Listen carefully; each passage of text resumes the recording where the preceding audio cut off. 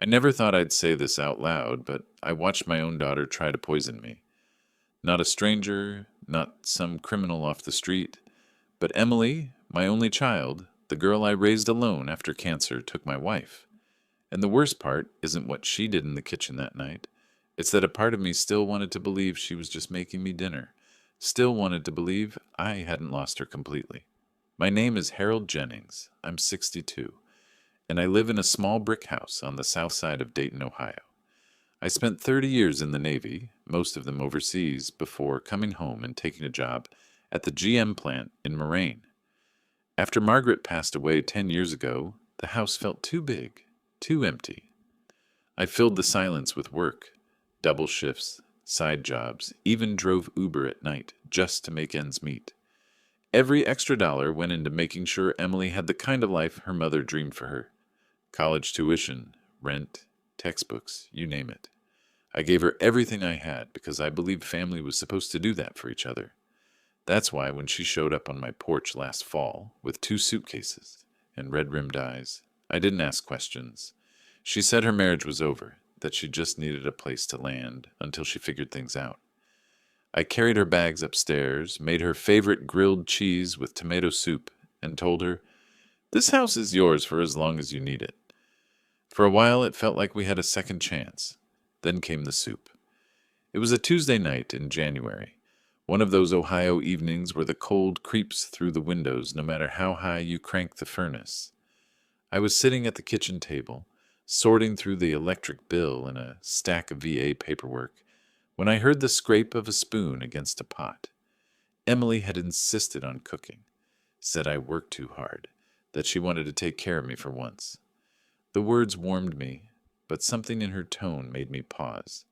I glanced up just as she leaned over the stove.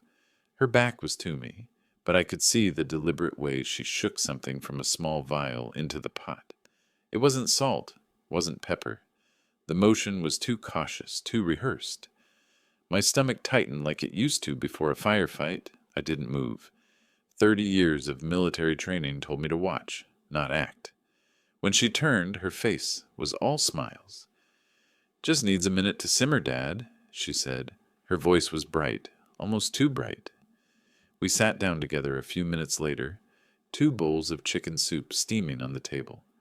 She slid one toward me, placing it in front of my usual spot. Her hands lingered on the rim for half a second, like she needed to be sure I'd take the right one. "Smells great," I said, keeping my voice steady. She watched as I lifted my spoon, her eyes fixed on me the way she used to watch birthday candles burn down, waiting for the moment to blow them out. Then she stood up. "Oh, I forgot the bread," she said, heading to the pantry. That was my chance. My body moved before my mind did. 3 quick steps, a silent switch, my bowl for hers. By the time she came back with the loaf of wheat bread, I was already seated again, spoon in hand, like nothing had happened. We ate in silence, the only sounds the scrape of metal on ceramic and the hum of the old refrigerator. I forced each bite down, pretending to enjoy it. Emily smiled between spoonfuls, but it wasn't the smile of someone sharing dinner with her father.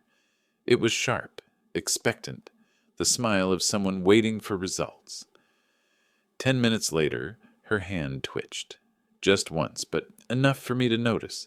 She pressed her palm to her stomach and reached for her glass of water. "You look pale," I said softly. "I'm fine, just maybe too much salt," she muttered, but her eyes flicked toward me, wide and searching. She wanted to see if I was feeling what she was starting to feel. I wasn't. Not yet. I excused myself, said I was tired, and climbed the stairs to my bedroom. Each step felt heavier than the last, not from sickness, but from the weight of what I'd just witnessed. Upstairs, I sat on the edge of my bed, staring at the framed photo of Margaret on the nightstand. She was smiling, holding Emily at 6 years old, both of them bundled in winter coats, at a Christmas market in Cincinnati. I touched the glass with trembling fingers. "What happened to our little girl, Maggie?" I whispered. Downstairs, I heard Emily moving around, opening cabinets, running water, normal sounds in a house that suddenly didn't feel like mine anymore. My phone buzzed on the nightstand, a text from an unknown number. Hope you're feeling weaker. We're almost there. E. The message glowed in the dark like a warning flare. My throat went dry. E wasn't for Emily, at least not only for her. Someone else was in this. Someone who thought I wouldn't see what I'd already seen. I set the phone down carefully, the way you set down a live grenade. For the first time in my life, I wasn't sure if my own daughter was the enemy. And that's when I heard it. The creak of the stair just outside my bedroom door. The floorboard outside my door groaned again. Slow, deliberate. The kind of sound you only make when you're trying not to make any sound at all. I stayed perfectly still, staring at the dark crack under the door, where a shadow shifted once, then disappeared. Emily's footsteps retreated down the hallway. A minute later, I heard the creak of her bedroom door closing.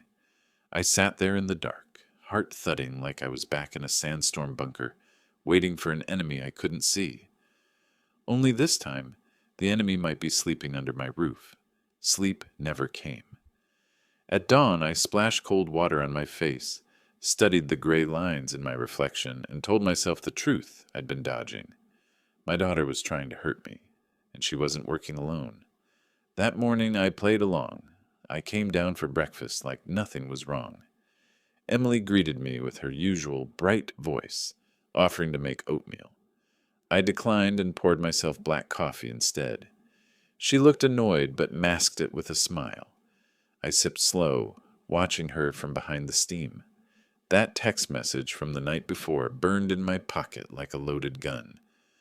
Later, while she showered, I went through her coat pockets.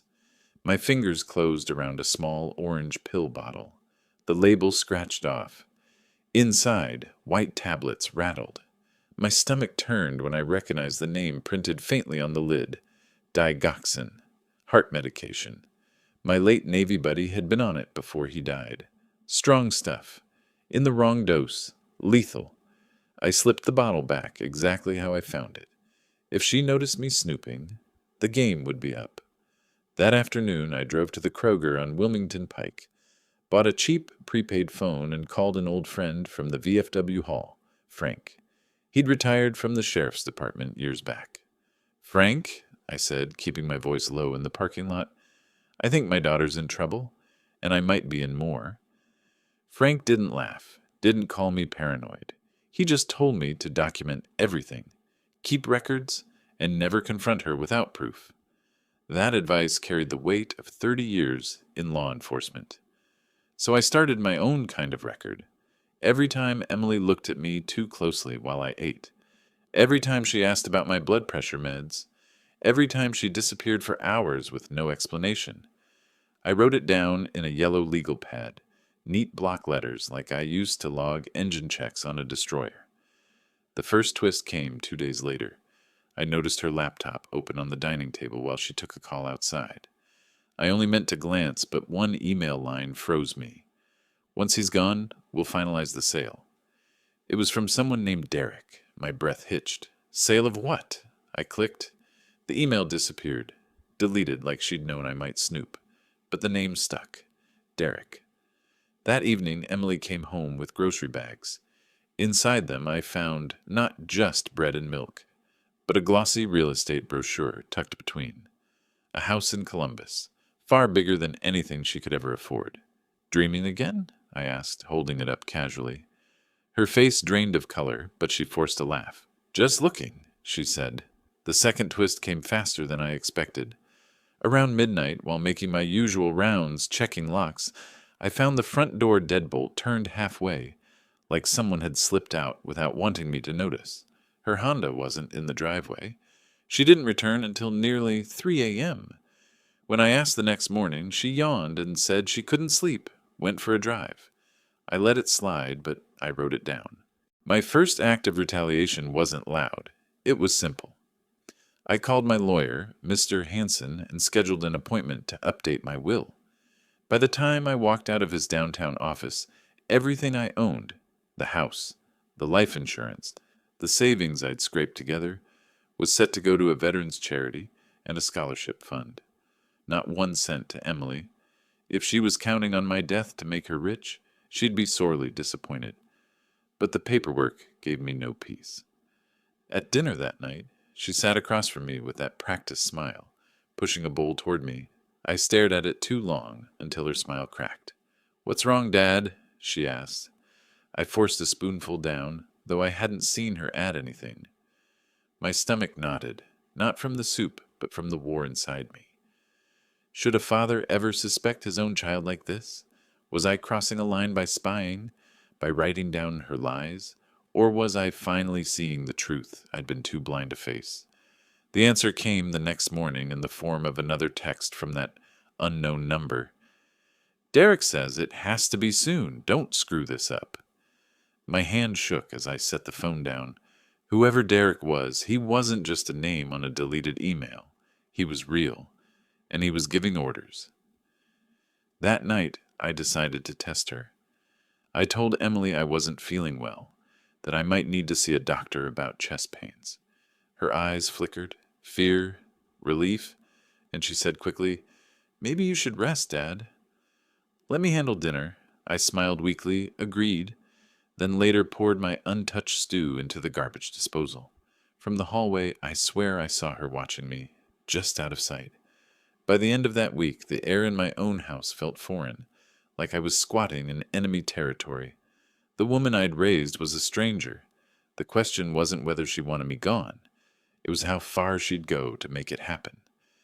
The real answer came on a Saturday evening when headlights swept across my living room wall. I peeked through the blinds and saw Emily stepping out of her Civic. A tall man in a leather jacket climbed out of the passenger side, his arm brushing hers like they'd done this 100 times. Derek had a face like a wolf sizing up a sheep pen. They didn't see me watching, and that's when I knew the time for notes and suspicions was over. It was time to turn this war around. When I saw him step out of that car, I felt the kind of chill you don't shake off with a jacket. Derek wasn't some casual boyfriend Emily had picked up to get over her divorce. He carried himself like a man who'd already measured my property lines and was deciding where to put the "for sale" sign. I stayed hidden behind the blinds, the old wood trim cold under my fingertips. Emily walked ahead of him toward the porch, her shoulders tense, as if she was both leading and being pushed. He lingered, scanning the driveway, the neighbors' houses, even the busted porch, light I hadn't fixed. My gut told me he wasn't just visiting, he was inspecting. They came inside laughing too loud, the way people do when they want to sound normal. I sat in my recliner, the one spot in the house that still felt like mine, watching them with steady eyes. Derek shook my hand like he was testing my grip. His smile was wide, but his eyes were cold. "Dad, this is Derek," Emily said quickly, too quickly, like she wanted to get the introduction over with. "Nice place," he said, glancing around at the pictures on the wall, the flag from my Navy service folded neatly in its case, the old rifle above the mantel. He wasn't complimenting me. He was taking inventory. The evening played out like a performance. Emily made spaghetti. Derek opened a bottle of wine he'd brought, and the two of them kept steering the conversation toward my health. "How's your heart these days, Harold?" Derek asked, twirling his fork like he already knew the answer. "These winters can be tough on a man your age." I smiled, sipped my water, and didn't take the bait. I'd survived worse than his smirk. But the first twist came after dinner. Emily went upstairs to grab laundry, leaving Derek and me alone in the kitchen. He leaned back in his chair, tapped his fingers on the table, and said in a voice low enough she couldn't hear, "You've worked hard your whole life, sir. Maybe it's time to think about passing the torch. Let the next generation take care of things." The way he said it made my skin crawl. He wasn't talking about mowing the lawn. When Emily came back, Derek switched instantly into charm mode, telling her stories about some business deal he was working on. I excused myself, went to my study, and closed the door. My hands shook as I pulled out that yellow legal pad. I wrote it all down, every word, every look. If this was going where I thought it was, I'd need more than suspicion. The second twist landed the next morning. I went out to get the mail, still half frozen from the Ohio wind, and found a glossy envelope addressed to Emily. I shouldn't have opened it, but I did. Inside was a pre-approval letter from a Columbus mortgage lender, $350,000. My heart pounded. She was planning a new house, and she sure as hell wasn't paying for it with her part-time barista job. At that moment, something in me snapped. I'd given Emily everything I could: college tuition, a roof over her head, years of sacrifice, and she was scheming with a man I barely knew to bury me before I'd even drawn my last breath. So I took my first real step. That afternoon, I met with Mr. Hanson again, not just to update my will, but to review every account, every beneficiary, every detail that tied my name to hers. By the time I left his office, Emily had no claim to my assets. None. The house, the life insurance, even the battered Ford truck in the driveway, all reassigned. If they wanted to profit off my death, they'd be left with dust. When I came home, Emily was sitting at the table, her phone face down. She looked up, her expression a little too casual. "How was your day, Dad?" "Productive," I said, and I smiled in a way that made her flinch, though she tried to cover it with a laugh. The days that followed felt like living in a play where everyone knew their lines, but me. Emily made more dinners than she ever had in her life, always with that careful smile. Derek started dropping by unannounced, his presence filling the house with an unease I couldn't shake. Each time, I wrote it down, building my record like a soldier stacking sandbags. One night I caught Emily whispering in the kitchen. I stayed hidden on the stairs, heart pounding.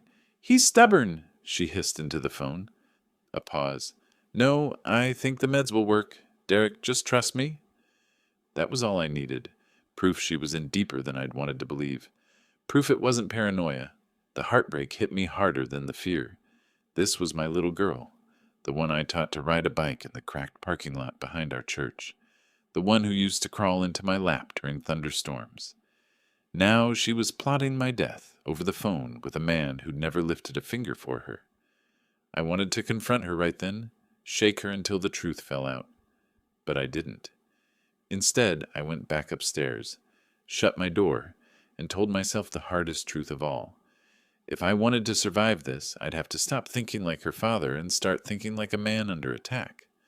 The real twist came 2 days later. I was leaving the VA clinic when my phone buzzed with a text from an unknown number. "Change of plans. Monday night. Be ready." Attached was a photo of my own front porch, taken from the street with my Ford parked out front. I gripped the phone so hard my knuckles whitened. They weren't just talking anymore. They were moving. I drove home slowly, every mile of I-675 lit by headlights and dread. By the time I pulled into the driveway, the house looked different. Not a home, a trap. I sat in the truck long after the engine died, staring at the faint glow in Emily's window. She thought she was waiting me out. She thought I'd keep eating her meals, keep playing the fool. But she didn't know I'd already emptied my will. She didn't know every step she took was written down. She didn't know I was done being her victim.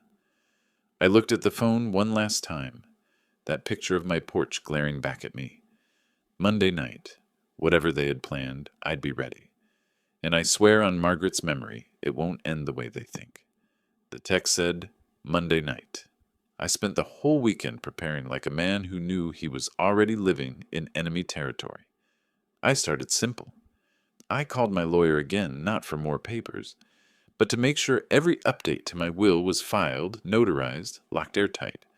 Then I went to Home Depot and picked up a small set of motion sensors and 2 hidden cameras. The cashier asked if I was setting up for raccoons. I nodded, but in my mind I thought, raccoons don't usually walk in carrying forged documents. By Sunday evening, the house looked the same from the outside. Inside, every hallway and corner held quiet eyes that belonged to me. I checked the angles twice, the feeds running on my old laptop in the study. It felt like setting up a watch post again, only this time the battlefield was my own living room. Emily moved through the house that weekend like a storm, pretending to be a breeze. She hummed while cooking, folded laundry, even asked if I wanted to watch an old Clint Eastwood movie with her. But her smile never touched her eyes, and twice I caught her whispering on the phone in the laundry room, her voice sharp and low. The first twist came Monday morning. She slid an envelope across the kitchen counter while I was pouring coffee. "Can you sign this, Dad? Just something for my student loans." I looked down. It wasn't loans. It was a quitclaim deed with my property address at the top. The gall of it made my chest tighten. "Emily," I said, keeping my tone calm, "you always were terrible at paperwork." "This one's missing half the details." I slid it back toward her without signing. Her smile froze, then she grabbed it quick, like the paper was burning her fingers. The second twist came hours later, when I found the pill bottle again, this time in my own nightstand. She'd planted it there. If I died suddenly, anyone who looked would think I'd been mismanaging my medication. The logic of it sickened me. She hadn't just planned my death, she'd planned the story afterward. That was the moment I stopped wavering. Whatever guilt I had about suspecting her evaporated. This wasn't suspicion. This was war. Evening fell heavy and cold. Snow had started drifting down, blanketing the quiet Dighton street in white. I sat in my recliner, Margaret's photo watching me from the mantel, my finger resting near the silent alarm button I'd rigged under the table lamp. At exactly 8:17 p.m., headlights swept the wall. Emily's Honda pulled into the driveway. Derek climbed out first, his leather jacket pulled tight, a briefcase in his hand. Emily followed, her jaw clenched. I stayed put, heart steady, camera lights blinking unseen in the corners. They came through the front door like they owned it. Derek set the briefcase down on my coffee table, snapping it open with theatrical flair. Inside were more documents, property transfer forms, power of attorney, even a letter drafted to my insurance company. "Dad," Emily started, her voice brittle, "we need to get some things in order, just in case." Derek leaned forward, his smile stretched thin. "It's simple, Harold. Sign these and everything goes smoothly. No more worries." I looked at the papers, then back at him.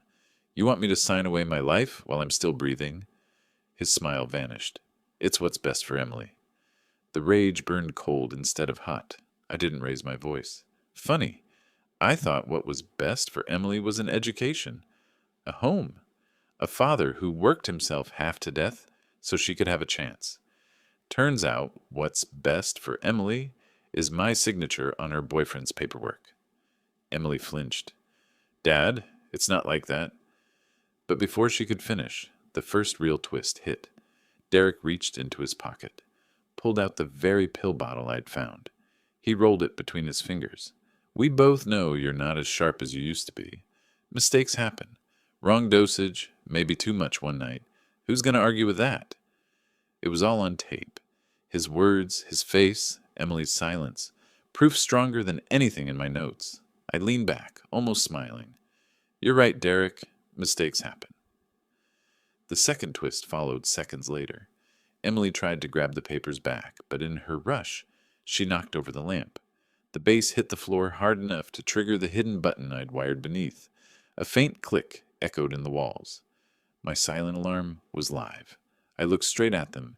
"You wanted a signature? Consider this my answer." Outside, faint sirens wailed in the distance, growing louder. Derek's eyes darted to the door, then back to me. Emily's face drained of color. "You called the cops?" she hissed. I didn't answer. I didn't have to. The red and blue lights were already flickering faintly against the snow through the curtains. Derek snapped the briefcase shut, his jaw clenched. Emily backed toward the door, panic written all over her face. And then, just as the sirens grew louder, the power in the whole house cut out. Every light, every hum, gone. We stood in pitch black, the silence broken only by Derek's low curse. That wasn't my doing. Someone else had just joined the game. When the lights went out, the whole house breathed like a giant beast holding its breath. The hum of the refrigerator died, the furnace clicked off, and for a moment, the only sound was my own heartbeat in my ears. Derek cursed under his breath, fumbling in the dark. Emily whispered his name, her voice high and thin like a child caught sneaking out past curfew. I stayed seated, calm, hands folded in my lap. I'd lived through blackouts on ships in the middle of the Indian Ocean, through storms that rattled steel. Darkness never scared me, but I knew this wasn't some random power outage. Someone had cut the line. A flashlight beam cut through the gloom from the backyard. The narrow shaft of light swept across the kitchen window, paused, then disappeared. Derek stiffened.